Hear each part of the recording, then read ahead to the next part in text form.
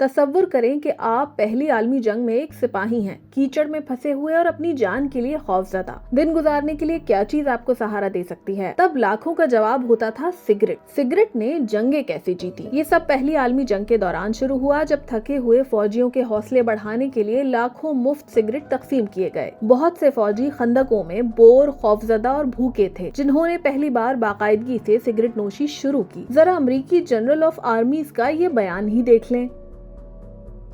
مسکراتے ہوئے سپاہیوں کے تمباکو نوشی کی تشہیر کرتے ہوئے اشتہارات ہر جگہ تھے۔ دوسری عالمی جنگ تک سگریٹ بہت سے اتحادی فوجیوں کے لیے سرکاری راشن کا حصہ بن چکی تھی۔ جنگ کے زمانے میں امریکہ اور برطانیہ کی فیکٹریوں میں سگریٹ مشینیں لگائی گئیں، جس نے تمباکو نوشی کے وقفوں کو کام کی جگہ کی ثقافت کا حصہ بنا دیا، جس میں بڑی تعداد ان خواتین کی بھی تھی جو افرادی قوت میں داخل ہوئی تھیں۔ جنگیں تو ختم ہو گئی، مگر عادتیں نہیں۔ یہ تمباکو کمپنیوں کے لیے سونے کی کان تھی۔ اس نے حب الوطنی پر مبنی برانڈنگ فراہم کی اور پوری نسل کو زندگی بھر کے لیے پھنسا لیا۔